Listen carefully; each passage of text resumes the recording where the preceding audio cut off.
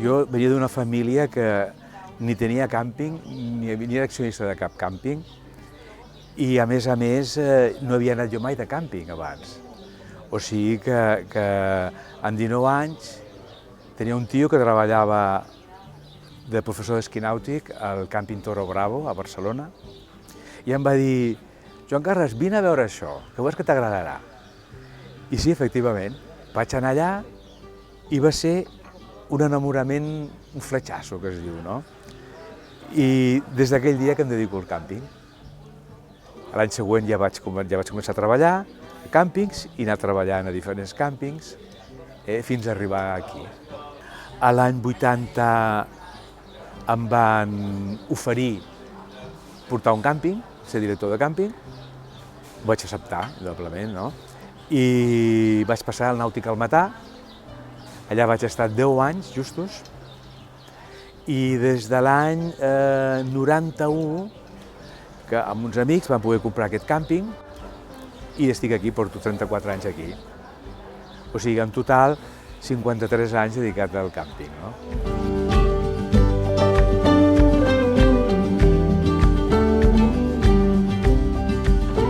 És una persona que sap fer una cosa que és molt difícil, que és gestionar bé. I gestionar vol dir que al principi, sobretot, que vam començar, que nosaltres vam començar que vivíem en un mobile home, perquè ens ho vam vendre tot per poder comprar la part del càmping que ens tocava, i amb pocs diners sap fer les coses molt maques i molt bé.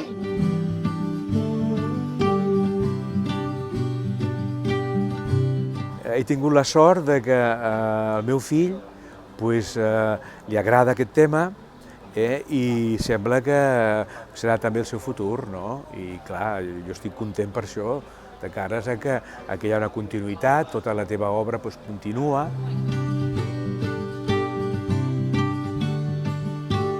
El meu pare porta molts anys dedicant-se al sector i, evidentment, sí, a mi la figura del meu pare m'ha donat seguretat. Vull dir, al final jo no he estudiat res al respecte, aleshores tot el meu coneixement i tota la meva experiència fins al moment, clar, ve donada per la figura del meu pare.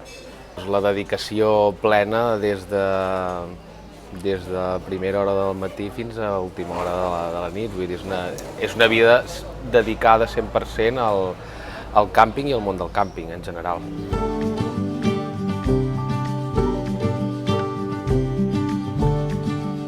Amb en Joan Carles, nosaltres tenim una empresa de construcció i en el càmping al Matà va cridar per començar a remenar. La relació va ser durant 10 anys, que vàrem estar treballant, i amb en Joan Carles m'era molt fàcil treballar perquè sabia molt bé el que volia.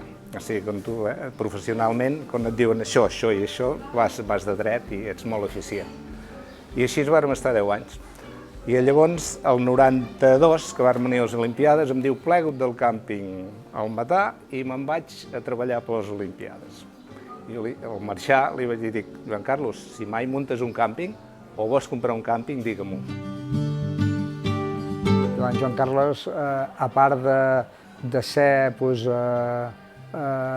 un gran professional, ha sigut i és encara en aquest moment, perquè encara està actiu, és un gran relacions públiques del sector del càmping aquí, perquè ell està en contacte permanent amb els clients i és una manera molt important de poder continuar millorant, perquè el fet de parlar amb els clients, saber el que necessiten i ens ajuda molt a poder continuar posicionant-nos, no? Ha format un càmping excel·lent, aquí en tenim la mostra, molt bonic, molt còmode, molt familiar, i junt amb la seva esposa, la Pilar, i els seus fills, en Romà i la Carlota, han fet una cosa més agradable, o sigui, més còmoda, més familiar, més que un càmping, no? El tema de la sostenibilitat és molt important, és importantíssim aquests dies, no? Jo crec que un dels reptes és la funció pública, no? Que seria de posar una mica més no ben bé, potser s'hi posarà al costat dels càmpings, no? No davant, però al costat, no? I deixar que els càmpings facin la seva evolució natural, no? Potser, per part de l'administració, posar menys pals a la roda.